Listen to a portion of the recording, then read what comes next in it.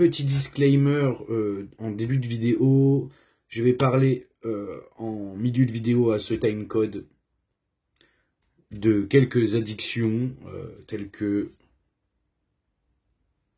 Sur ce, merci pour les personnes sensibles d'y faire attention. Bonne vidéo à tous.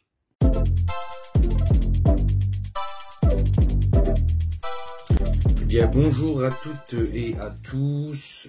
Alors aujourd'hui, on se retrouve directement après la fin de la formation. Donc j'ai des notes sur le côté. Du coup, la dernière fois qu'on a posté une vidéo, c'était le lundi 24 janvier. On était en plein démarrage de la semaine 2, donc de notre formation en informatique. Et on a expliqué que du coup, c'était assez difficile de suivre la formation sans avoir affaire à des switches constants. Du coup, cette vidéo d'aujourd'hui, elle va porter sur comment on va actuellement.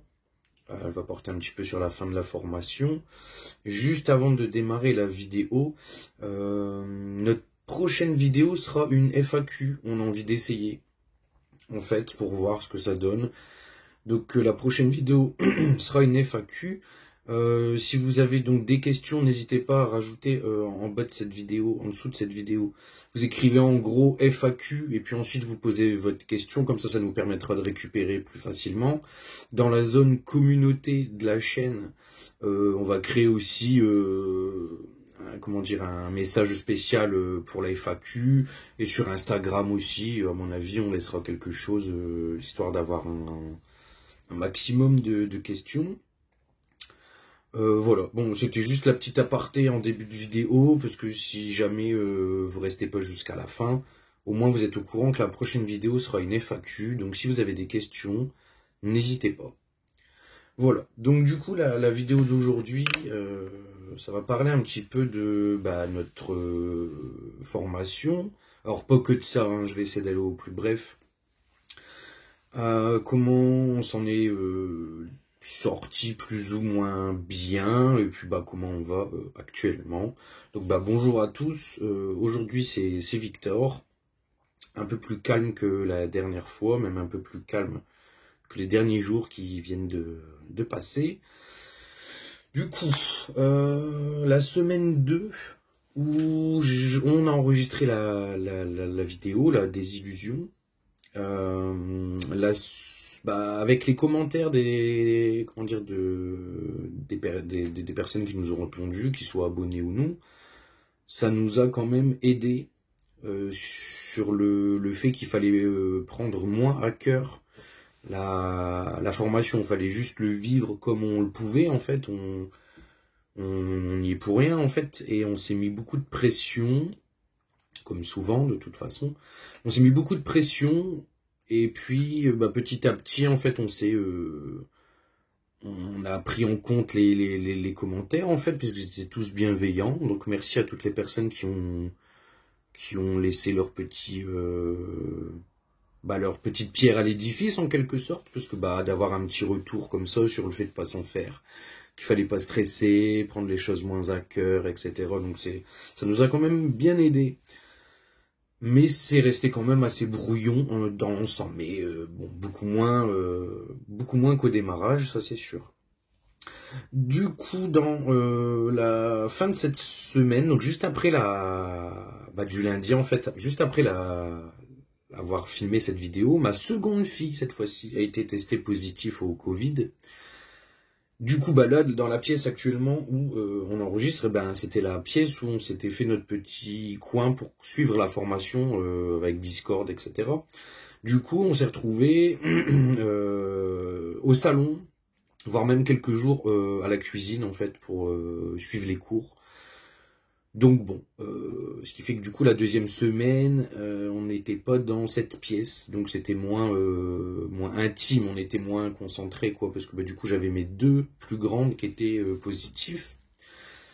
Et puis dans la même semaine, du jeudi, cette fois-ci, c'est ma conjointe qui a été testée positive. Alors du coup, comme ça faisait un peu plus de 7 jours que ma fille, ma plus grande, Elle était isolée, donc son test il s'est révélé négatif, du coup elle a pu revenir au salon. Et du coup c'est ma femme qui a pris sa place. Ce qui fait que du coup j'avais ma plus grande et mon plus petit, parce que en fait la semaine 2 et la semaine 3 c'était vraiment un condensé de n'importe quoi, parce que bah on essayait de suivre la formation de 9h à 17h, tout en prenant en compte qu'il y avait ma conjointe et ma fille, donc fallait bah faire les déjeuners, passer derrière quand ils allaient au WC avec un pchit antibactérien, enfin vraiment essayer de nettoyer les poignées de porte, etc., de minimiser bah, le virus en quelque sorte, on a fait comme on a pu, tout en gérant la formation, les repas du midi avec le petit, puisque bah mon petit, lui, en gros, lui, il a passé quasiment un mois à la maison, pas parce qu'il était covidé, mais parce que sa maîtresse était bloquée chez elle, parce que ses enfants avaient le Covid. Donc là, on va dire que sur cette vague-là, en gros, il y a pas mal de gens dans notre entourage, ou même bah, chez nous, qui ont goûté à le malheur du Covid. Donc bah, moi, fort heureusement, enfin le corps, quoi, le moi, on s'en fout. Et mon plus petit, bah, on y a échappé, on est passé sous le radar.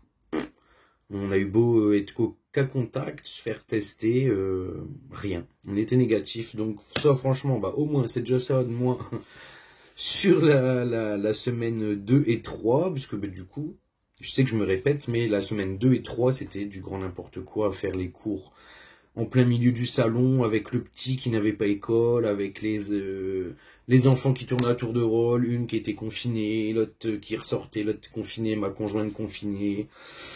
Donc c'était vraiment pas simple. Et du coup, en milieu de semaine 3, bon bah voilà, ma seconde fille négative, ma conjointe négative, donc la vie elle a un peu pu reprendre, j'ai pu avoir un soutien au niveau des enfants, hein, être un peu plus assidu sur les cours.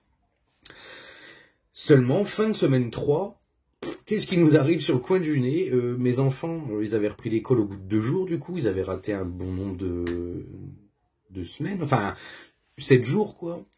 Et donc du jeudi soir, ils reviennent de l'école, donc c'était jeudi 3, si je me trompe pas.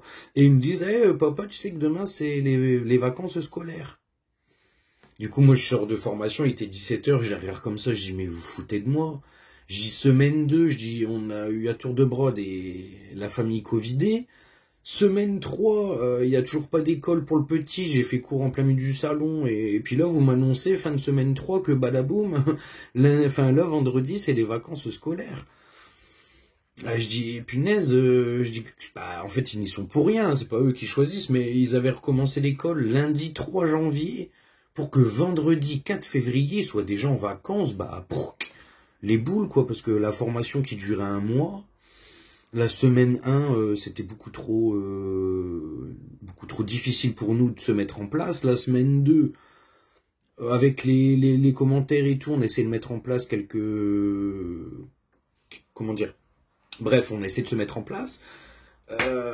Semaine 3, fin des personnes covidées, mais début des vacances scolaires. Alors dans la semaine 4, bon du coup, j'ai pu mettre le plus petit et ma seconde chez mes beaux-parents, donc chez la mère de ma conjointe, et pour essayer de suivre un minimum les cours, parce que bah, j'avais le parcours de fin de formation à faire, j'avais une présentation devant le jury du vendredi, où il fallait justement présenter l'application avec notre groupe, donc c'était ça aussi c'était assez stressant, puisque ben moi je suis pas forcément quelqu'un de social, enfin je suis pas à l'aise quand il y a du monde ou quoi que ce soit. C'était pas simple, ça a été fait, mais du coup ça n'a fait qu'accumuler un taux de stress, puisque bah, déjà vis-à-vis du distanciel avec être par caméra, c'était pas simple d'être tous les jours, de faire semblant entre guillemets d'être une personne normale. Quand je sentais que ça partait un peu trop, que les switches ou quoi, bon, on éteignait la caméra, on sortait du champ, ou on essayait au maximum de suivre les conseils qu'on avait pu avoir, de prendre un peu plus de pause, peut-être un peu plus zen, quoi. Mais là, j'avoue que la présentation devant le jury, elle m'a mis une pression phénoménale. En plus, c'était des personnes que j'avais jamais vues réellement, quoi, sur un mois de formation distanciel. Bah, c'était la première fois que je voyais mon groupe, ou là même devant le jury. Donc, on s'est retrouvé devant la classe, devant une quarantaine de personnes, à discuter pendant plus de 10 à 15 minutes, comme une conférence keynote, vu que bah, maintenant, je suis plus sous contrainte de contrat, donc c'était pour Apple, donc il fallait présenter ça sous une forme de keynote, et c'était hyper stressant.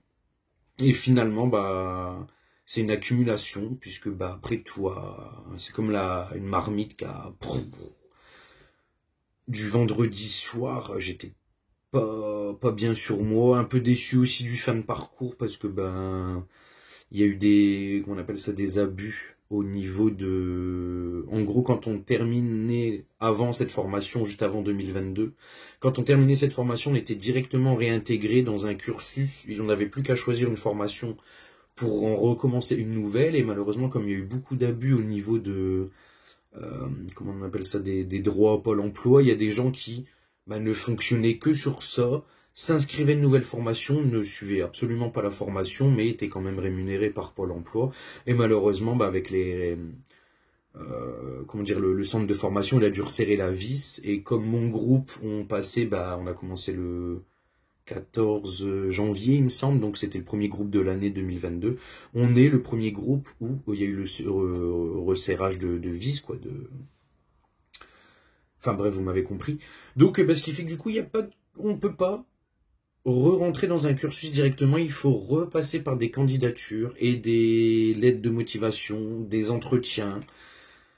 En gros, c'est plus un passe-droit à cause des gens qui en ont abusé. Donc, là, pour l'instant, on est sur une semaine un peu off.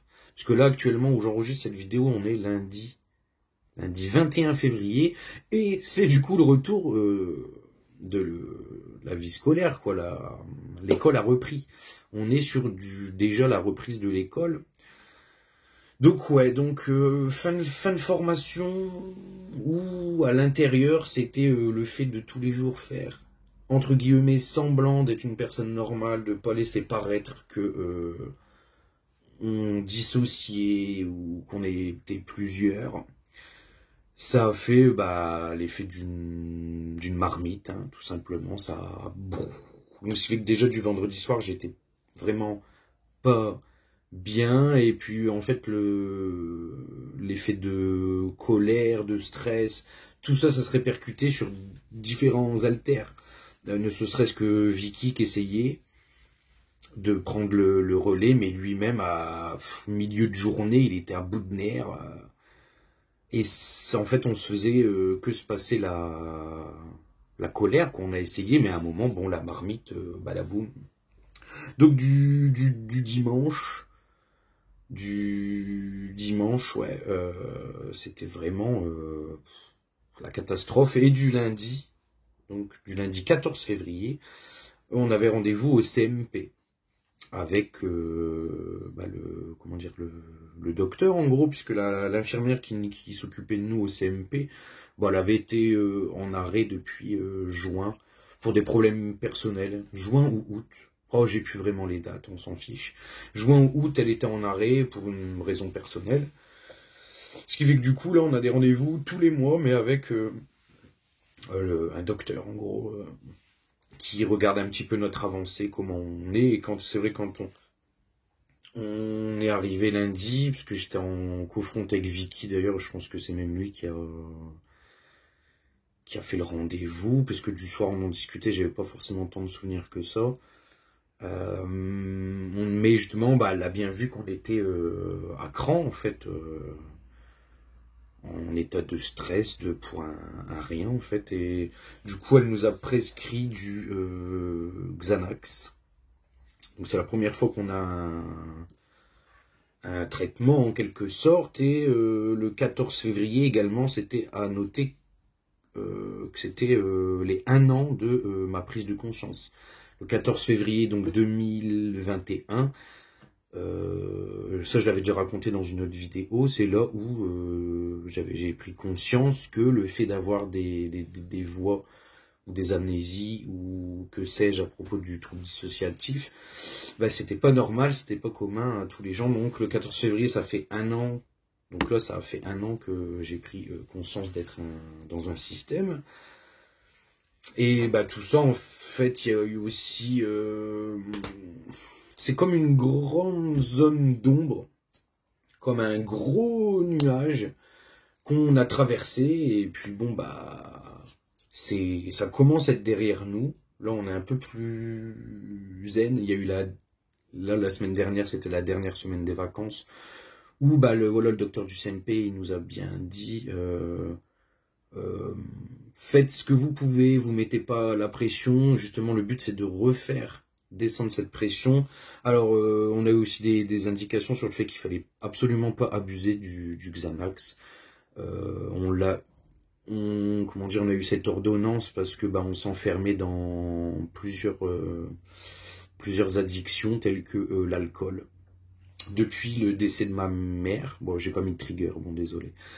Depuis voilà sa disparition, en fait, on s'achetait à chaque fois un flash, comment dire, 1 à 2 fois par semaine, et c'est resté sur ce système-là en gros où tiens, on a un flash, on va le laisser de côté, et puis si jamais la cocotte minute elle commence à monter en pression, on sait qu'il y a ça le soir au moins pour décompresser, parce qu'actuellement on n'avait pas de traitement en gros, on s'auto-gérait.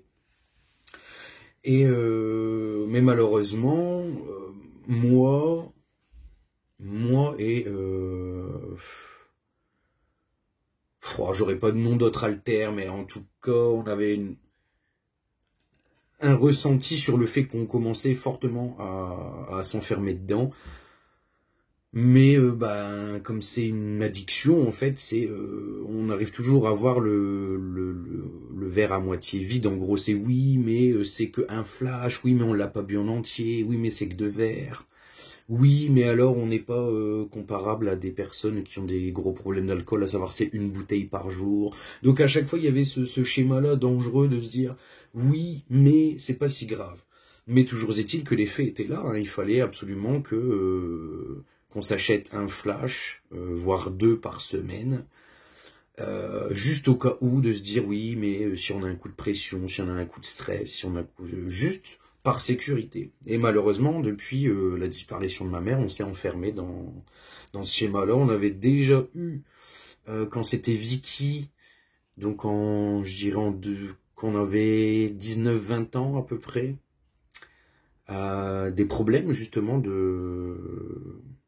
on était enfermé dans ça, en gros, dans cette addiction-là. Et puis bah après, l'autre addiction, c'est les coups. Alors attention à nous-mêmes, hein. On se frappe, on se mord. La dernière fois, bah, de colère, on a frappé dans le mur de béton, on s'est limite disloqué le petit doigt. Et ça devenait problématique, quoi. C'était ça. On a eu ce comportement-là une bonne partie de notre vie. Alors pour l'alcool, c'était vraiment voilà, je vais dire de 19 à 21 ans, vraiment très problématique. Puis ensuite, du jour au lendemain, ça s'est arrêté. En gros, quand Vicky il a été en dormance, du jour au lendemain, on n'a plus touché à une seule goutte d'alcool pendant des années et des années. Jusqu'à là, en fin octobre, début novembre, où on a eu ce truc-là de se dire c'est une sécurité, tout simplement. Donc bon, bah voilà, c'est tout. L'important, c'est de reconnaître soi-même que on plongeait dangereusement, sans forcément, comment dire, on s'en inquiétait, on essayait de se dire, ah non, allez, on n'en achète pas, non, on boit pas, on est peut-être capable de gérer ce stress, et puis bah, manque de peau, non, en fait, on s'enfermait petit à petit. Donc voilà, et puis bon du coup, bah voilà, après en avoir discuté avec le docteur, elle a trouvé bon du coup de nous prescrire du Xanax pendant 1 mois, de ne pas en abuser parce que c'est fort addictif, malheureusement aussi, ça c'est une boucle. Et donc là, actuellement, est-ce que je l'ai noté quelque part sur ma feuille? Donc on est le lundi 21, donc de la semaine juste avant celle-là, on a eu l'ordonnance du lundi, on a été chercher directement pour le rendez-vous du CMP. J'ai refusé d'y toucher. J'ai refusé d'y toucher en fait. Je me dis bah quand même, c'est vraiment le début, pas le début de la fin en gros, mais bon se voir prescrire un médicament parce qu'on se frappe, on se mord à sang ou on se disloque des phalanges, des doigts et puis on essaie de coupler ce stress là avec de l'alcool. Bah faut quand même l'accepter en fait, c'est pas une victoire, hein. Même si c'était pareil quand c'est les 1 an de sur les réseaux, sur Instagram, j'ai écrit ah bah aujourd'hui c'est les 1 an de prise de conscience, mais c'est pas une victoire, c'est pas une joie en gros, c'est pour moi ça faisait déjà bien plus longtemps. En gros, les 1 an ils sont passés vraiment à rallonge et je me dis finalement ça fait que 1 an.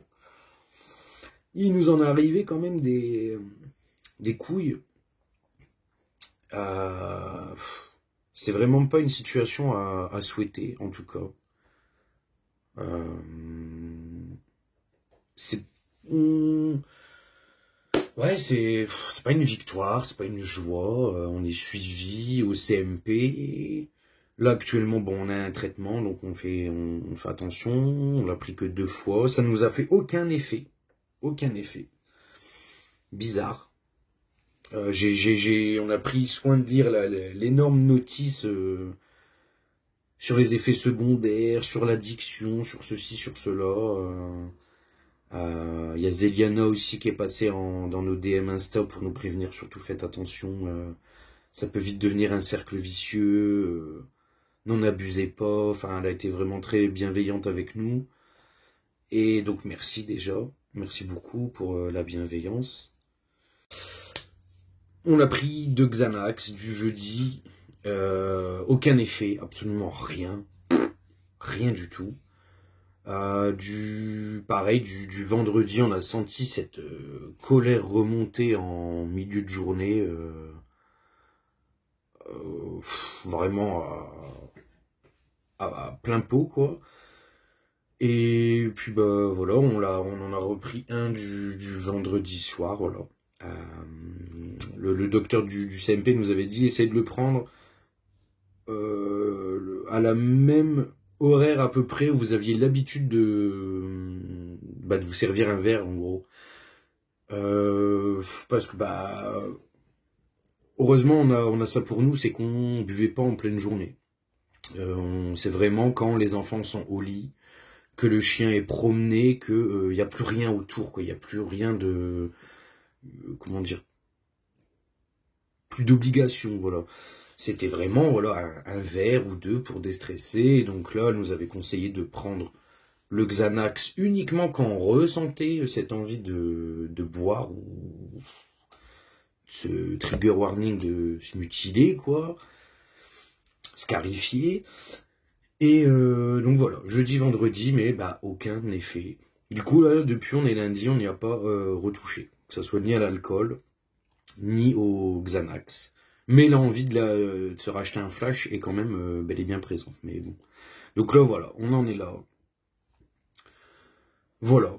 C'était encore une fois une vidéo très longue. J'ai pas su aller au cœur du sujet. Il faut toujours j'ai toujours l'impression de tourner autour du pot. C'est ça. Là, je viens de re-regarder le replay, là, actuellement, là. Il faut toujours que je me touche les cheveux, la barbe. Je sais pas aller droit au but. Je m'énerve moi-même, franchement, c'est... Alors, attention, pas une colère, ouais, ça y est, je vais frapper un mur, mais visuellement, qu'est-ce que ça doit être lourd pour vous, franchement, c'est... Faut vraiment que je fasse un travail sur moi, ou... Faut que j'arrête de toucher les cheveux, mon visage, et arrêter de tourner toujours. Je lance une question, et je retourne autour, c'est... Je suis affreux, franchement, je suis un bien piètre... narrateur, voilà. En tout cas, voilà, cette vidéo, elle va s'arrêter là, et je touche mes cheveux, va te faire voir Victor.